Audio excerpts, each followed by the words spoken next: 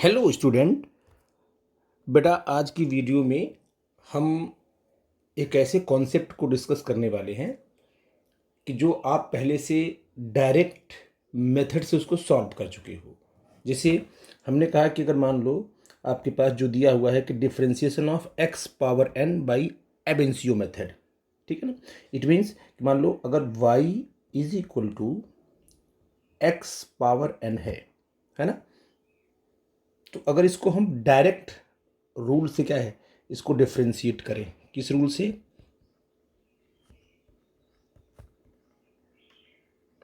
तो क्या मिलेगा आपको, देखो d y upon d x is equal to n x n minus one. ये आपको डायरेक्ट रूल से मिल जाएगा, इसको आप जानते हो, मैं करा भी चुका हूँ उसको, ठीक है बेटा ये। लेकिन अब d y by d x is equal to n x n minus one कैसे आया, ये रूल कैसे बना, ये तो आपको पता नहीं है क्योंकि मैंने तो बता दिया आपको है। तो इसी रूल को हम प्रूफ करेंगे बाय द फर्स्ट प्रिंसिपल, ठीक है ना। उसको बोलते हैं एबेंसियो method.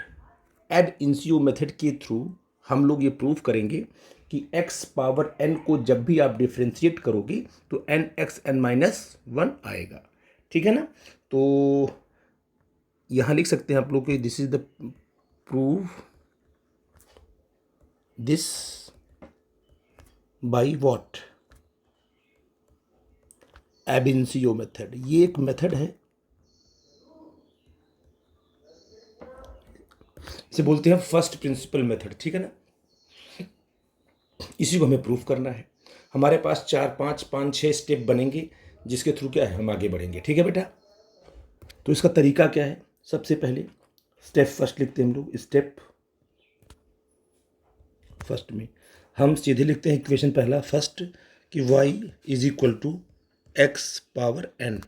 This is the equation number 1, ऐसा हमने एज्यूम कर लिया, ठीक है ना। अब क्या करेंगे, हमको पता है कि जब हम फर्स्ट प्रिंसिपल लगाते हैं तो उसमें क्या करते हैं कि x किसका फंक्शन है, y का फंक्शन है, x y पर डिपेंड कर रहा है। तो अगर हम x में थोड़ा सा इंक्रीमेंट करेंगे या डिक्रीमेंट करेंगे तो y में भी क्या है इंक्रीमेंट या डिक्रीमेंट होगा, है ना, अपने हिसाब से। तो x में अगर हम थोड़ा सा इंक्रीमेंट करेंगे तो y में भी हमें इंक्रीमेंट करना पड़ेगा। मान लो x में हमने इंक्रीमेंट किया डेल्टा x। आपको एक चीज बता दूं कि दो चीजें आएंगी, एक आएगा डेल्टा x आएगा और एक आएगा dx आएगा, है ना। तो डेल्टा x और dx में क्या फर्क है, देखो डेल्टा x भी चेंज है, क्या है, चेंज है, और dx भी आपका चेंज है। जो डेल्टा x है वो बिगर चेंज है, बड़ा चेंज है, और जो dx है वो बहुत ही छोटा चेंज है, स्मॉलर एलिमेंटल चेंज आपका dx है।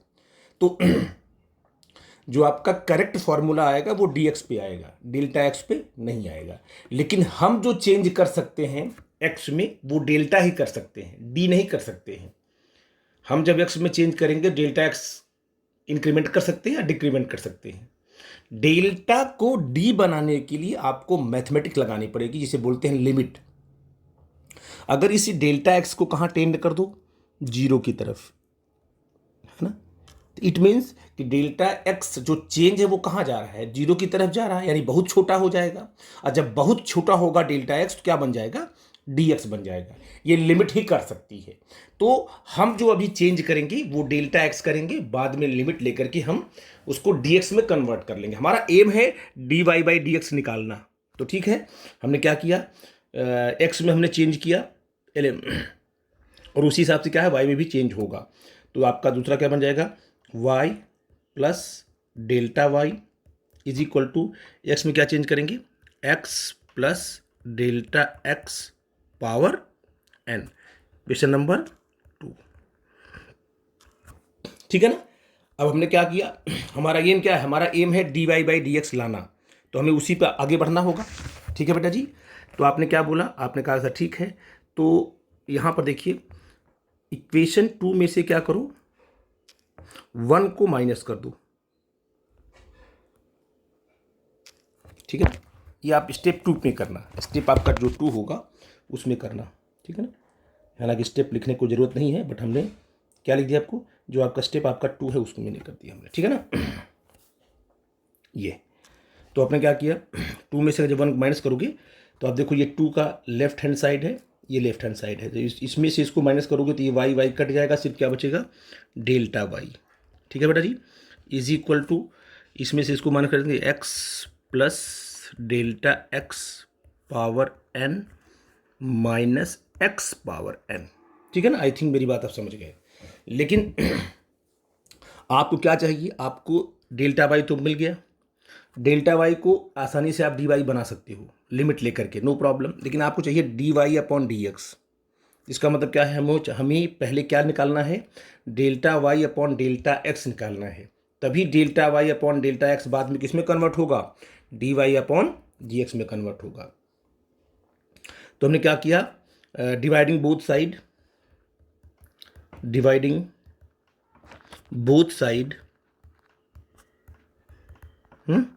बाई व्हाट, डेल्टा एक्स, ठीक है ना।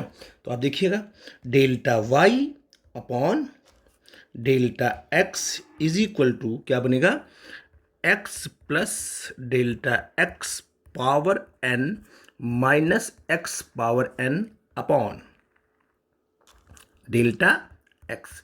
अगर दोनों साइड में हमने डेल्टा एक्स से डिवाइड कर दिया तो इक्वेशन पे कोई फर्क नहीं पड़ने वाला है, क्योंकि यहाँ से डेल्टा एक्स यहाँ डेल्टा वाई कट जाएगा, तो आपका वही इक्वेशन आएगा जो पहले था। ये मैंने इसलिए किया क्योंकि हमें पहुँचना कहाँ है, हमें पहुँचना है d y by d x पे पहुँचना है, इसलिए हमें पहले delta y upon delta x calculate कर लेना है, ठीक है बेटा।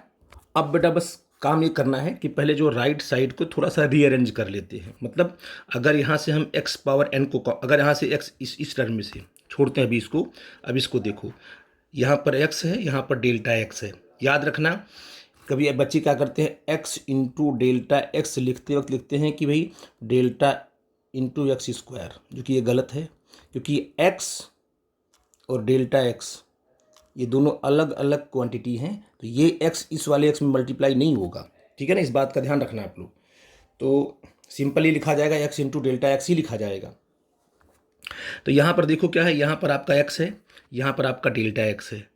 तो अगर हम आपसे बोले कि इसमें से एक्स कॉमन लो, तो आप कहोगे सर कि यहाँ तो एक्स है, कॉमन हो जाएगा, लेकिन यहाँ पर कहाँ एक्स है, यहाँ पर सिंपल डेल्टा एक्स है। तो आपको बता दूं कि अगर ए प्लस बी है और ए प्लस बी में से अगर ए को कॉमन लेना हो तो ए तो कॉमन हो जाएगा, क्योंकि बच्चे बोलते हैं सर यहाँ भी ए होना चाहिए तो यहाँ भी ए होना चाहिए तभी तो कॉमन होगा, लेकिन ज़रूरी ऐसा नहीं है। जहाँ पर ए है वहाँ पर सिंपल 1 आ जाएगा, और जहाँ पर ए नहीं है जो कॉमन लिया है वो इसमें डिवाइड हो जाएगा, ये रूल है। अगर किसी टर्म में कॉमन लिया हुआ टर्म नहीं है तो वो क्या होता है, वो सीधे डिवाइड हो जाता है। तो मैं इसमें क्या कर रहा हूँ, एक्स को कॉमन लूँगा। अगर एक्स को कॉमन लूँगा तो एक्स जब बाहर आएगा तो पावर एन को भी बाहर लेके आएगा, कि एक्स अकेला नहीं बाहर आएगा। तो आपने कहा कि delta y upon what, delta x is equal to, जब एक्स को कॉमन लिया तो एक्स पावर एन आ गया बाहर, और अंदर क्या बचा, यहाँ सिंपल एक्स है तो एक्स 1 लिख दिया, और डेल्टा एक्स में तो एक्स है नहीं तो इसमें अपॉन एक्स लिख दिया, ठीक है ना। और ये पावर सिंपल एन रहा, और ये माइनस एक्स पावर एन रहा, और ये हो जाएगा तुम्हारा अपॉन डेल्टा एक्स ज्यों का त्यों। सिर्फ मैंने रीअरेंज किया है बस, ठीक है बेटा जी। आई थिंक मेरी बात आप समझ गए।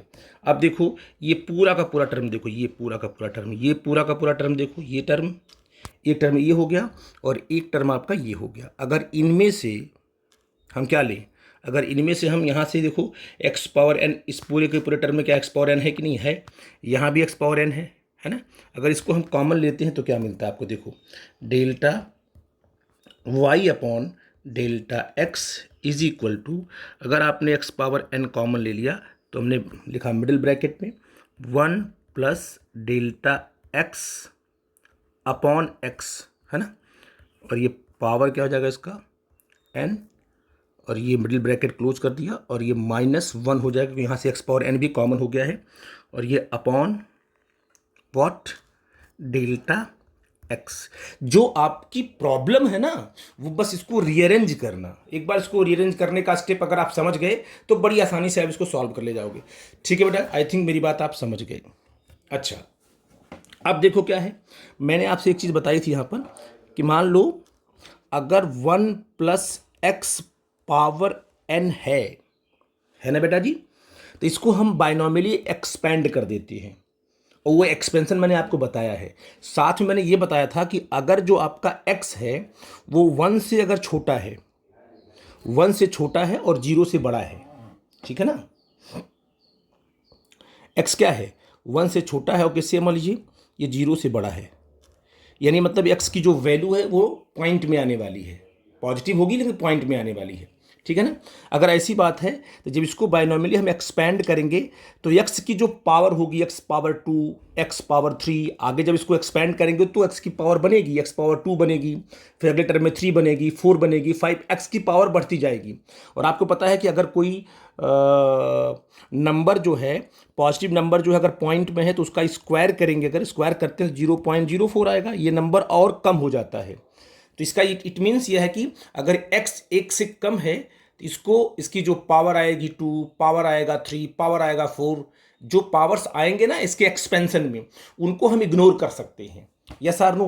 तो यहाँ पर जो अगर x 1 से कम है तो सीधा इसका बताया था मैंने, फॉर्मूला बनेगा 1 प्लस एन एक्स, डायरेक्ट इसको सॉल्व करेंगे डायरेक्ट इतना आएगा 1 प्लस एन एक्स, और यहाँ लिखोगे neglecting the higher order of x, x के जो क्या है हायर ऑर्डर उसको हम इग्नोर कर सकते हैं, ठीक है ना। ये मैंने आपको डिटेल में एक्सप्लेन किया हुआ था। अब बताइए अगर इस पूरे के पूरे टर्म को आप देखो इस तरीके से 1 प्लस ये पूरा का पूरा क्या मान लेंगे इसको, ये पूरा का पूरा आपका एक्स की तरह ट्रीट करो इसको, है ना। तो कहोगे सर कि क्या हो जाएगा कि 1 प्लस एक्स पावर एन, और डेल्टा एक्स बहुत छोटा है, उसमें एक्स से डिवाइड करेंगे तो ये और छोटा हो जाएगा, यानी इसकी जो वैल्यू है पूरे के पूरे की जो वैल्यू है वो एक्स के वो वैल्यू जो है एक से छोटी ही होगी, क्योंकि डेल्टा एक्स क्या है, चेंज है, और अपॉन एक्स कर दिया आपने तो ये एक से तो कम हो गया, तो 1 प्लस और ये जो टर्म आपका है वो एक से कम है पावर एन, इसका मतलब कि अब इसको एक्सपैंड करोगे, बाइनॉमियली एक्सपैंड करोगे तो जो इसके हायर ऑर्डर टर्म आएंगे वो हो जाएंगे इग्नोर, सीधे ये एन इसमें मल्टीप्लाई हो जाएगा, ठीक है ना। तो ये चीज़ बड़ी इंपॉर्टेंट थी बताना आपको। तो आपने कहा सर ठीक है, delta y upon delta x is equal to x power n जो कहते हो, और यहाँ पर देखो यहाँ पर 1 प्लस इसको एक्सपेंड किया तो ये मल्टीप्लाई हो जाएगा, और ये जो टर्म हो जो कहते होगा डेल्टा एक्स अपॉन एक्स, है ना। देखो ना यहाँ पर 1 प्लस एन, ये है सिंपल, यहाँ पर एक्स है तो यहाँ एन मल्टीप्लाई हो गया, तो इस पूरे पूरे में एन क्या होगा, सिंपल मल्टीप्लाई हो जाएगा, या लिखोगे neglecting higher order term of delta x upon x, ठीक है ना। और ये -1 जो कहती हूँ लिख दिया आपने ऐसे, ठीक है ना, और अपॉन क्या लिखा, डेल्टा एक्स लिखा, यहाँ से 1 से 1 क्या होगा तुम्हारा कट जाएगा, ठीक है बेटा जी। तो अब आपका आ जाएगा delta y upon delta x is equal to क्या हो जाएगा, एक्स पावर एन, है ना, into n delta x upon x, और पूरे का अपॉन क्या हो जाएगा डेल्टा एक्स, है ना। अब इतना हो गया, कोई दिक्कत की बात तो नहीं है। Taking the limit on both side, तो लिमिट ले लेते हैं, क्योंकि हमें क्या करना है, हमें इस टर्म को क्या बनाना है, d y by d x बनाना है ना। तो क्या करोगे, लिमिट और डेल्टा एक्स टेन टू 0, हम डेल्टा एक्स को अगर 0 की तरफ लेके जाएंगे तो डेल्टा एक्स क्या बन जाएगा, डी वाई बन जाएगा, और डेल्टा एक्स में अगर स्मॉल चेंज होगा तो डी वाई में भी क्या होगा, स्मॉल चेंज होगा। तो ठीक है, delta y upon delta x is equal to क्या होगा, यहाँ पर देखो x power n into n, sorry limit इधर भी लिमिट लेनी पड़ेगी, लिमिट क्या होगा तुम्हारा, देखो डेल्टा एक्स टेंस टू 0, है ना, लिमिट ले लिया, और x power n into delta x upon, है ना, डेल्टा एक्स नीचे भी है और इंटू यहाँ पर एक्स हो जाएगा, ठीक है ना। तो जब इसकी इस टर्म को जब लिमिट लोगे आप तो ये पूरा का पूरा टर्म क्या हो जाएगा, d y by d x, क्योंकि आपने डेल्टा एक्स को बहुत स्मॉल चेंज कर दिया, तो क्या बना आपका d y upon d x is equal to, इसमें डेल्टा एक्स कट जाएगा, है ना, और अगर डेल्टा एक्स से डेल्टा एक्स कट गया और इस टर्म में कहीं भी डेल्टा एक्स तो है नहीं कि लिमिट लगाना हो, तो कोई प्रॉब्लम की बात तो नहीं है, क्योंकि इस पूरे के पूरे टर्म में कहीं भी डेल्टा एक्स नहीं है, तो लिमिट ऑटोमेटिक हट जाएगी। तो क्या आ जाएगा तुम्हारा x power n into n upon ये हो जाएगा x, ठीक है ना। अब देखो d y upon d x is equal to n को लिख दिया हमने पहले, और x power n into x को ऊपर ले गए ना, ये पावर x 1 है तो x माइनस 1 हो जाएगा। ये हो जाएगा d y by d x is equal to n x n minus 1। देखो एबेंसियो मेथड से आपने x पावर n के डिफ्रेंशिएशन को प्रूफ कर दिया, हेंस प्रूव्ड। आई थिंक ये कॉन्सेप्ट आपको समझ में आया मैंने क्या किया, और इसको बड़े ध्यान से देखना, इसमें कुछ नहीं था, सिर्फ आपको राइट साइड को रीअरेंज करना था इस तरीके से कि वो सिंप्लीफाई हो जाए, और बाद में लिमिट लगा करके हमें delta y upon delta x को d y by d x में कन्वर्ट कर लेना था। आई थिंक मेरी बात समझ में आई बेटा जी। अब अगली वीडियो में मैं साइन एक्स, कॉस एक्स, है ना, लॉग एक्स को भी क्या है मैं प्रूफ करूंगा, ई पावर एक्स को भी प्रूफ करूंगा, इसको डिफ्रेंशिएट करेंगे बाय द फर्स्ट प्रिंसिपल, तो क्या आएगा। आई थिंक मेरी बात समझ गए, ठीक है बेटा जी, थैंक यू।